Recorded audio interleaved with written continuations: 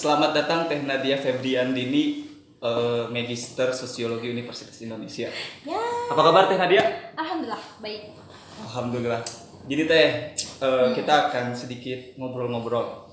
Ngobrol-ngobrol. Usia Teteh kan masuk ke usia pernikahan itu ya. Life crisis kalau Ya. lebih enak disebutnya life crisis ya, kalau disebut usia pernikahan relatif ya, kayaknya. Masuk ke usia life crisis gitu ya. Kita akan berbicara seputar hal itulah. Apalagi dari sudut pandang yang namanya seorang wanita atau perempuan. Nah, Teteh, berarti sekarang kesibukannya masih kuliah ya? Udah kuliah secara resmi masuk kelas enggak, tapi sekarang lagi nyusun tesis yang ya lagi pandemi gini kan susah. Ya, betul. Walaupun sebenarnya bimbingan bisa online, tapi kan tetap aja yang namanya bimbingan lebih enak face to face. Jadi masih nyusun. Harusnya sih bisa selesai tahun ini, ya doain aja. Siap, mudah-mudahan ya nggak terganggu lah dengan adanya pandemi ini gitu ya. Ya. Nah, kita akan sedikit masuk ke pertanyaan awal Teh Nadia. Gimana sih pandangan Teh Nadia gitu ya mengenai pilihan yang selalu disediakan oleh masyarakat terhadap perempuan, yaitu menjadi wanita karir atau menjadi ibu rumah tangga? Sebenarnya ini pertanyaan yang kayaknya kalau di zaman sekarang ditanyain ke cewek itu udah nggak berlaku lagi. Karena kan kita sendiri juga lihat realitanya, banyak kok yang bisa berdiri di dua kaki. Bukan berdiri di dua kaki, mungkin lebih ke bisa bekerja untuk dua-duanya gitu. Betul. Menjadi ibu rumah tangga yang baik dan juga bisa menjadi wanita karir. Cuma memang di kita tuh mungkin culture-nya masih kayak gitu. Kayak ada pandangan bahwasannya perempuan itu lebih baik ketika lebih dipandang baik ketika dia sukses dalam rumah tangga. Betul. Gitu. Sedangkan ketika dia sukses dalam karir itu kayaknya dipandang tetapi jadinya berat gitu. Berat dalam artian bisa jadi perempuan itu dianggap mungkin terlalu obsesi atau apa segala macem. Cuma kalau misalnya disuruh milih kayak gitu kayaknya nggak ideal ya. Cuma kan kalau misalnya lihat di YouTube atau di Instagram sebenarnya banyak tuh pernyataannya Najwa Shihab. Kenapa perempuan harus disediakan pilihan itu? Kenapa juga kita harus milih gitu? Dalam artian ya nggak mesti milih gitu. Kita bisa mengerjakan keduanya dengan baik gitu. Cuma tinggal balik lagi ke tanggung jawab diri masing-masing gitu. Kalau buat saya sih it's okay dua-duanya. Yes. Gitu kan. Wanita karir oke, rumah tangga oke gitu. Ya memang kita kewajibannya memang ada di rumah tangga yang tidak bisa ditinggalkan, dan kita juga nggak bisa kemudian gue nggak mau jadi ibu rumah tangga, itu juga nggak bisa gitu. Tapi mohon maaf Teh, sedikit dipotong. Gini, dalam salah satu teori atensi atau kefokusan manusia gitu ya, bahwa disebutkan kan fokus manusia itu hanya bisa satu fokus. Ada beberapa lah, sedikit orang dari populasi manusia yang bisa lebih fokusnya dari satu, dan itu pun ketika bisa lebih dari satu hasilnya tidak maksimal. Itu gimana tuh? Kalau berkaca ke pernyataan itu memang di realita memang susah. Betul. Ketika kita harus ditujukan untuk fokus dua, tetapi itu adalah resiko yang harus ditempuh sih menurut saya gitu kan. Ya nggak apa-apa gitu, ketika kita sudah memang berkomitmen terhadap keduanya, ya kita memang harus menerima resiko tersebut gitu. Dan dibilang kayaknya cuma, kalau dibilang setuju banget sama pernyataan itu juga enggak sih, karena perempuan itu yang mungkin cowok-cowok nggak tahu ya sebenarnya bisa fokus di berbagai situasi tertentu dengan fokus yang berbeda-beda gitu. Gak usah ngomongin soal gimana karir sama rumah tangga, kita aja memang di rumah sudah dituntut dari kebiasaannya itu bisa mengerjakan berbagai pekerjaan gitu.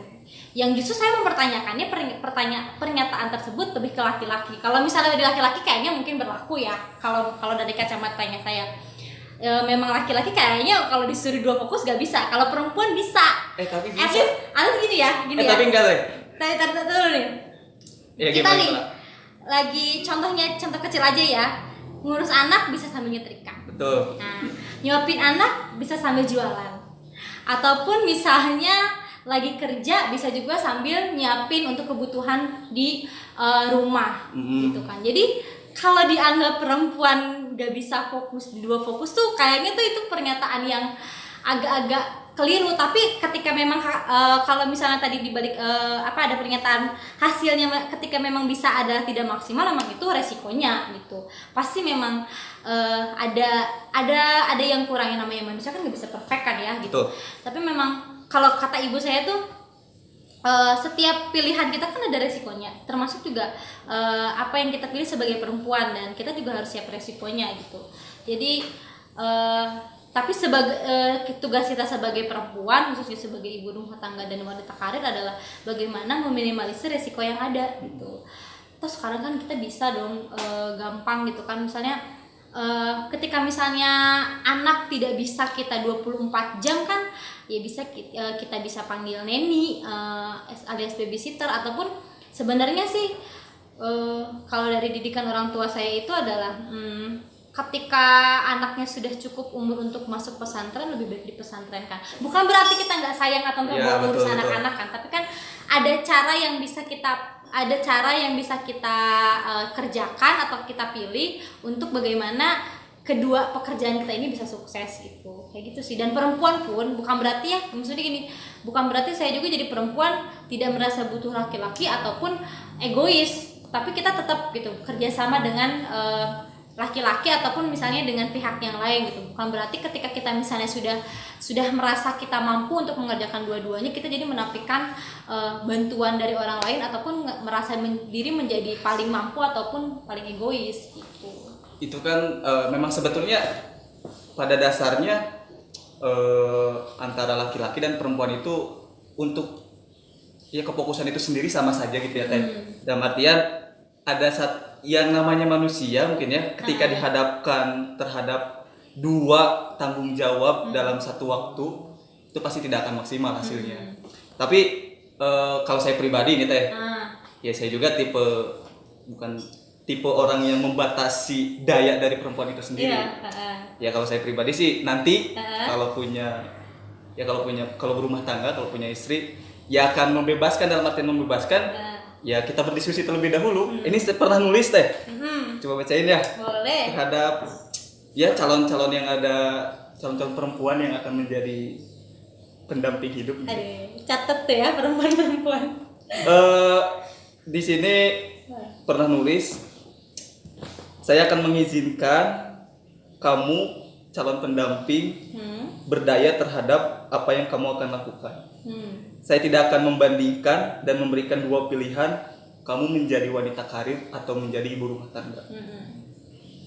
Saya akan membantu kamu menjadi sosok ibu tercinta, menjadi anak perempuan yang berbakti, menjadi saudari yang penuh kasih, serta menjadi istri kesayangan dari suami. Asik. Gitu Teh. Okay, good. Nah, ngelihat tadi Suci itu bikin istilahnya ya statement kayak gitu. Saya juga sempet diajari sama bapak saya itu bahwa misalnya yang namanya pernikahan itu adalah bukan bagaimana siapa yang harus bertanggung jawab, tetapi bagaimana kita bekerja sama untuk menghasilkan sesuatu yang lebih bagus atau sesuatu yang terbaik gitu. Dalam artian pernikahan itu bukan cuma pembagian kerja, kamu di dapur saya bekerja, atau bukan juga cuma pembagian kamu ngurus anak, betul, saya ngurus rumah, atau misalnya benerin rumah, kamu ngurus rumah ataupun saya ngurus mobil. Bukan berarti kayak gitu, tapi gimana caranya dalam pernikahan itu kita bekerja sama membangun rumah tangga yang sakinah mawaddah warahmah. Karena intinya dari sakinah mawaddah warahmah menurut bapak saya yang saya yakini memang itu adalah nasihat yang paling baik dari orang tua saya sendiri, adalah pernikahan itu ketika bisa sakinah mawaddah warahmah adalah ketika keduanya saling mengisi dan bekerja sama gitu. Dan juga ada kasih sayang di dalamnya. Ya warahmah itu yang ada kasih sayangnya itu. Percuma misalnya kita menikah tetapi hanya sibuk mengurusi pembagian kerja yang terlalu rigid masing-masing, yang ini tugasnya laki-laki, ini tugasnya perempuan, tetapi tidak berfokus bagaimana membangun itu menjadi lebih baik, dan kasih sayang ini nggak ada. Terus, Betul. kayak gitu. Ada lagi teh ini. Emang sangat betul sih apa yang tadi, maksudnya pendapat yang tadi Teteh utarakan, dalam artian ya masyarakat di kita mungkinnya yang belum bisa secara terbuka. Ibarat sederhananya kan yang namanya pernikahan itu ibarat teman melangkah. Betul gak sih? Betul. Yang namanya melangkah ibaratnya ada satu pasang kanan dan kiri gitu. Iya.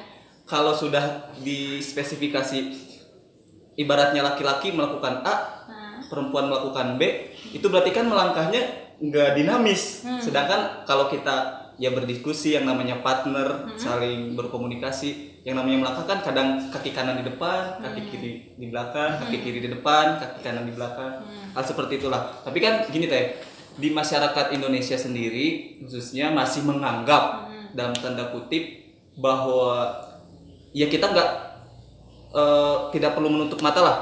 Faktanya di lapangan bahwa memang laki-laki sedikit lebih gimana ya, diistimewakan, kedudukannya di lebih satu derajatkan dengan perempuan.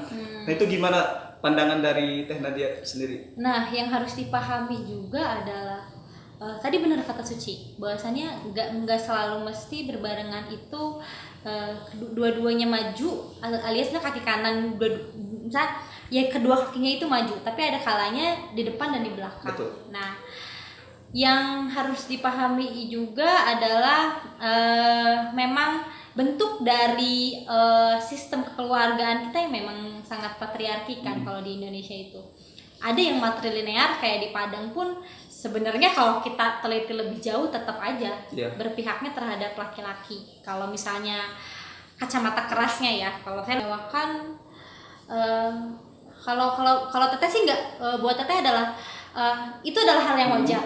Betul. Itu adalah hal yang wajar, itu adalah hal yang memang lumrah, dan memang itu di culture kita gitu kan, dimana laki-laki lebih diistimewakan. Dan kalau kita runtut secara paham, lebih paham lagi adalah memang bebannya laki-laki 2 kali lebih baik daripada bebannya perempuan. Cuma memang istilahnya gimana ya, kadang si istimewa ini yang terlalu dimanfaatkan oleh sebagian orang untuk menindas perempuan, itu yang salah. Dan pemahaman tentang bagaimana harusnya setara itu juga agak-agak membingungkan di masyarakat Indonesia ini. Ada yang berpendapat kalau setara itu harus sama, ada yang berpendapat setara itu harus berbarengan, atau bekerja sama itu harus selalu berbarengan. Padahal kan enggak, tapi bisa saling mengisi. Nah itu kalau dari saya sih sebagai perempuan ya, dari kacamata seperempuan, gimana ya, mungkin yang perlu dibenerin di kita itu pemahaman tentang bagaimana setara, dan bagaimana harus dipahami juga culture-nya seperti itu gitu. Nah perempuan-perempuan di kita ini mungkin karena adanya pengaruh dari budaya barat, at least nggak berarti budaya barat semuanya berpengaruh jelek ya, kalau buat saya nggak gitu, tapi juga mungkin semakin keterbukaannya zaman gitu, perempuan mungkin lebih banyak akhirnya menuntut haknya gitu kan. Nah cuma yang harus ditekan lagi perempuan adalah harus paham gitu bahwasannya kita juga harus lihat culture kita, dan bagaimana secara beban dan secara normanya laki-laki memang seperti itu. Nah ada yang lebih menarik lagi tuh kalau misalnya kita tarik ke agama, itu kan yang selalu dipakai adalah ar-rijalu qawwamun 'alan nisa. Nah sebenarnya di dalil itu kan ada lanjutannya. Saya lupa bunyi dalil lagi mana. Kalau misalnya saya baca di bukunya Ibu Hovifah, itu yang sering dilupakan oleh para laki-laki dan masyarakat Indonesia khususnya adalah ketika berbicara tentang laki-laki diistimewakan adalah, atau laki-laki lebih layak di depan adalah ba'du badonnya, artinya sebagian dan sebagian lagi tuh harus saling bekerja sama, harus saling mengisi. Itu yang dilupain. Saya lupa baca deh, soalnya dalil itu ada. Pokoknya terjemahannya kalau nggak salah adalah sebagian kamu adalah untuk bekerja, intinya pada intinya ya, kalau terjemahannya saya lupa, intinya adalah kamu dengan antara laki-laki dan perempuan itu harus beriringan bekerja sama. Nah, beriringan bekerja sama lagi ini harus teliti lagi bahwasannya harus saling mengisi gitu, nggak boleh egois, nggak boleh juga saling apa istilahnya superior juga gitu, nggak boleh merasa paling benar juga gitu. Jadi ya gitulah, pada intinya adalah kalau menurut saya it's okay gitu kalau laki-laki diistimewakan, dan kita juga harus lebih paham, tetapi jangan dipakai istilah istimewa dan istilah pemimpin, istilah lebih di depan itu untuk dipakai untuk alasan untuk menindas kami perempuan itu. Dan perempuan harus memahami bahwasannya kita juga memang ada pembagiannya gitu. Enggak setara itu bukan berarti sama loh. Setara itu berarti kalau menurut Teteh adalah bagaimana saling mengisi dan bekerja sama. Itu yang harus tekanin itu sih. Kebanyakan kita memang agak kebablasan memahami setara ini gitu kan. Jadi mungkin juga dipengaruhi dari laki-lakinya sendiri gitu kan, ataupun dari culture dan pendidikan dari orang tuanya sendiri bahwasannya kamu tugasnya laki-laki lebih di depan, lebih ini lebih berani apa sendiri, padahal ya perempuan kan bisa gitu sih. Jadi ya itulah yang harus diingat adalah jangan sampai privilege itu dipakai untuk menindas, dan perempuan juga jangan sampai apa yang mereka perjuangkan akhirnya kebablasan itu sih. Emang betul ya Teh, maksudnya memang di masyarakat ya masih terdapat hal-hal seperti itu yang dimaksud kesetaraan dan juga istimewa atau privilege lebih bagi laki-laki digunakan untuk menindas. Tapi ada ini ya, sebenarnya ada informasi unik sebenarnya ini. Kalau berdasarkan pengalaman pribadi ya, dan pengalaman pribadi dan banyak berbicara sesama perempuan adalah sebenarnya dalam hati kecil perempuan itu tidak seegois yang dipikir laki-laki gitu. Bahwasanya ada kalanya gitu kita tuh berpikir gitu, kayak saya aja gitu, kalau misalnya memang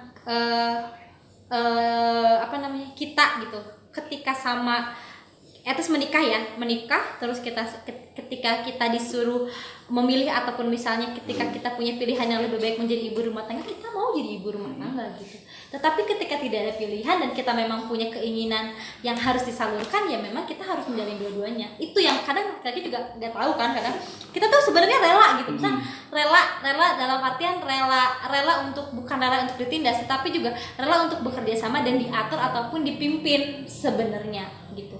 Nah, cuma yang dikembangkan saat ini adalah ya ketika perempuan menuntut kesetaraan, enggak, dia kebablasan ini padahal enggak. Kita juga sebenarnya ada sisi-sisi di mana kita tuh gue mah kalau misalnya ntar punya laki pengen di rumah aja. Itu seriusan bener. Terus walaupun bukan hanya di kota, bukan hanya di desa, bukan hanya di desa, tapi di kota pun berkembang paham kayak gitu tuh. Mereka tuh rata-rata kalau misalnya ditanya dalam hati kecilnya ya, mungkin ya gue kalau misalnya ada kesempatan untuk misalnya diam di rumah gitu ya, menjadi ibu rumah tangga, gue pengen banget, karena gue pengen lihat anak gue diurus sama gue sendiri gitu, kayak gitu. Cuma kan balik lagi, perempuan juga punya passion dan mungkin punya keinginan lain dan punya tuntutan lain ya, realita masing-masing keadaan kondisinya kan beda-beda gitu. Betul. Kan ada yang memang kondisinya memaksakan, yang salah adalah ketika kondisinya tidak bisa untuk dia diam di rumah, dia nggak bisa juga bekerja. Itu yang harus itulah. Ini menarik sekali Teh Nat. Ini mengutip sih ini menurut Christine Littleton, salah seorang profesor dari UCLA.